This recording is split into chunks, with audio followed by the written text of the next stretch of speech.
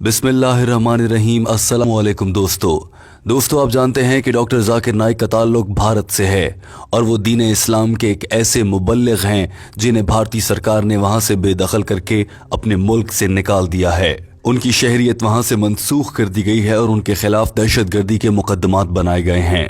मुख्तसरन ये कि डॉक्टर जाकिर नाइक चाह कर भी अपने वतन भारत वापस नहीं लौट सकते। अगर वो जाएं तो उनकी जान को शदीद खतरात हैं। जब डॉक्टर जाकिर नाइक को भारत से बेदखल कर दिया गया तो उनके पास रहने को कोई अच्छा ठिकाना न था।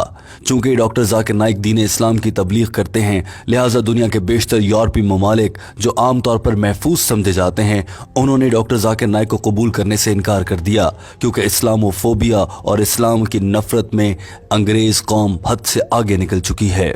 डॉक्टर जाकिर नाइक ने सारी सूरत हाल को देखते हुए मलेशिया में पनाह लेना चाही। मलेशियन वजीर आजम महातीर मोहम्मद दीन इस्लाम के बहुत करीब हैं और वो डॉक्टर जाकिर नाइक को बहुत पसंद करते हैं।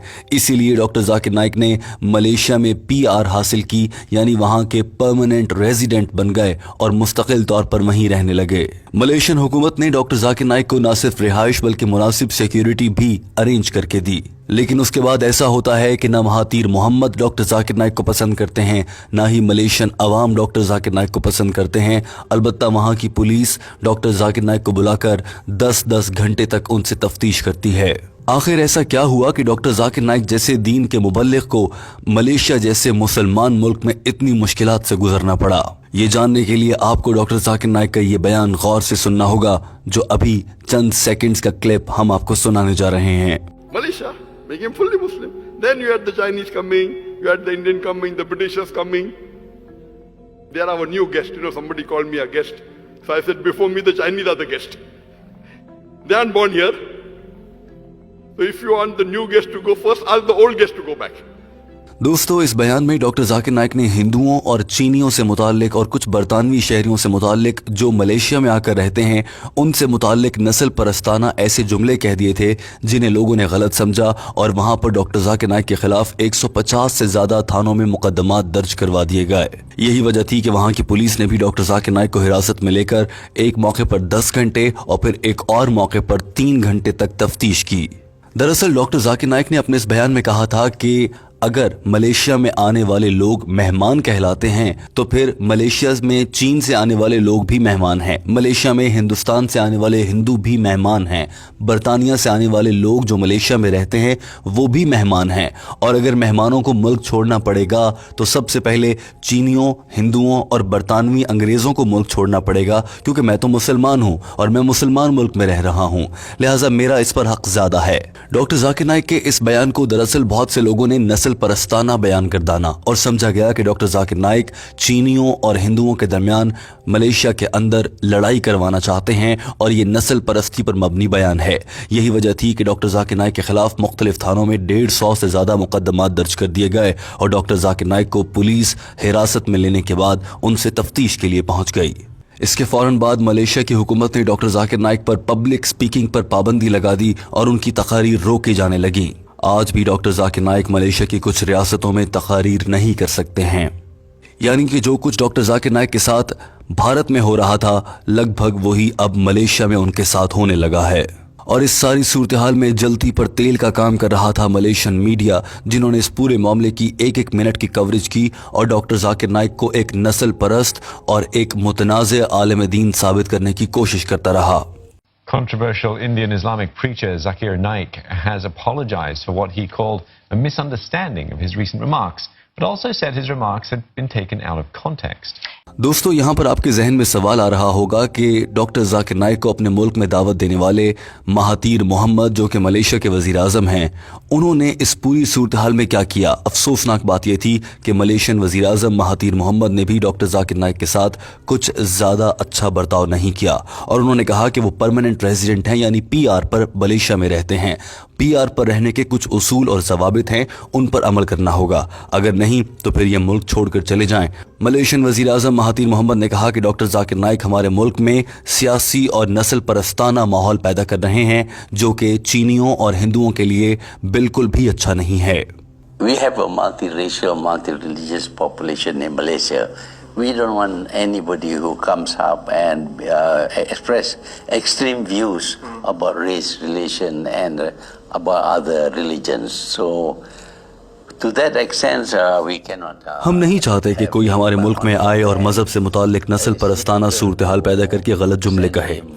لہٰذا کیونکہ انہیں کوئی اور ملک قبول نہیں کرتا ہے ڈاکٹر ذاکر نائک کو، لہٰذا ہمیں انہیں قبول کرنا پڑ رہا ہے اور ہم نے ان کو ملیشیا میں رکھا ہے.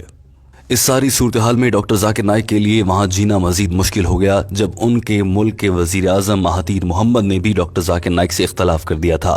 دوستو، اس کے بعد ڈاکٹر ذاکر نائک نے ٹھانی کہ وہ عوام کے سامنے آئیں اور اپنے اس بیان پر معافی مانگیں اور وضاحت بھی پیش کریں، اور ایسا ہی ہوا.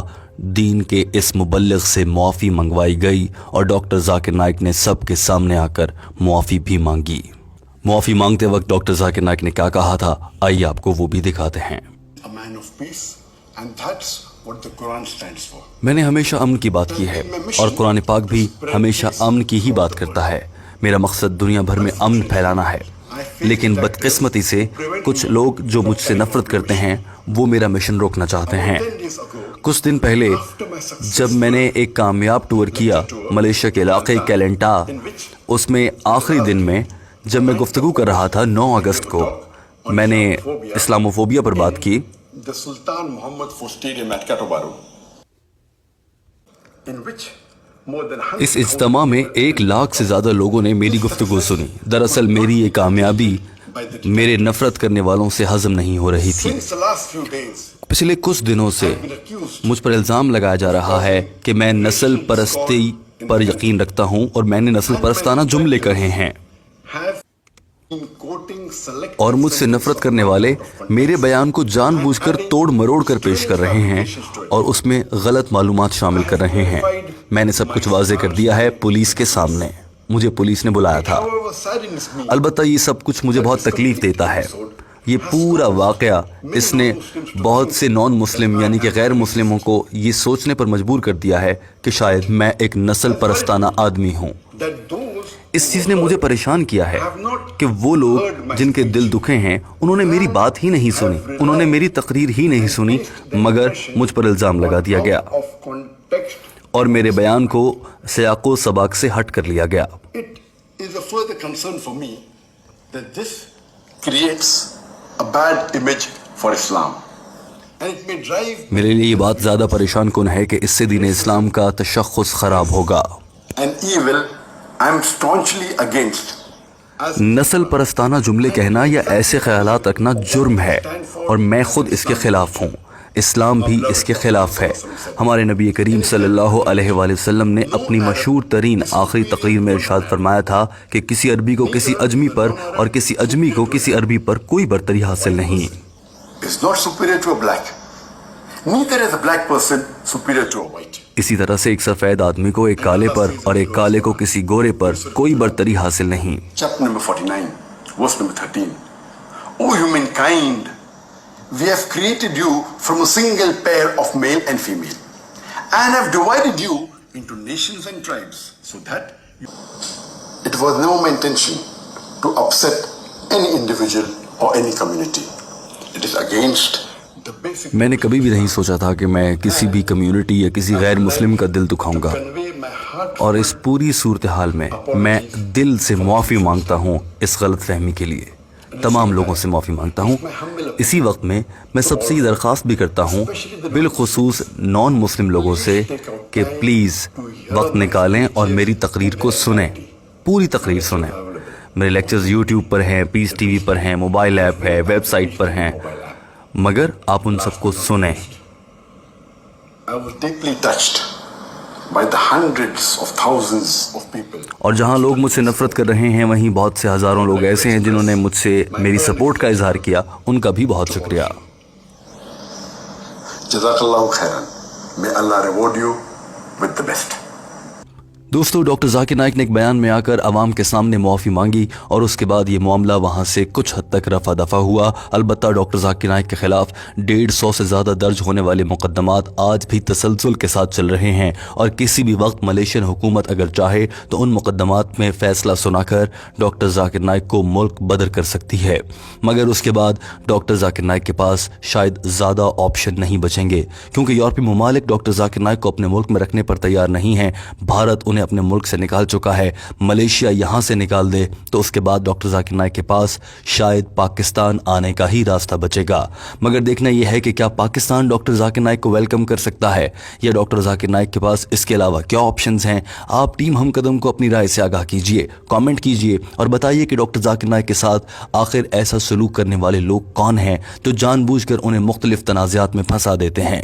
दोस्तों, आपकी राय बहुत कीमती है, अपनी राय का इजहार कीजिए और कमेंट की सूरत में मुनासिब अल्फाज इस्तेमाल कीजिए। वीडियो देखने का बहुत शुक्रिया। हमारे चैनल हम कदम को सब्सक्राइब कर लीजिए।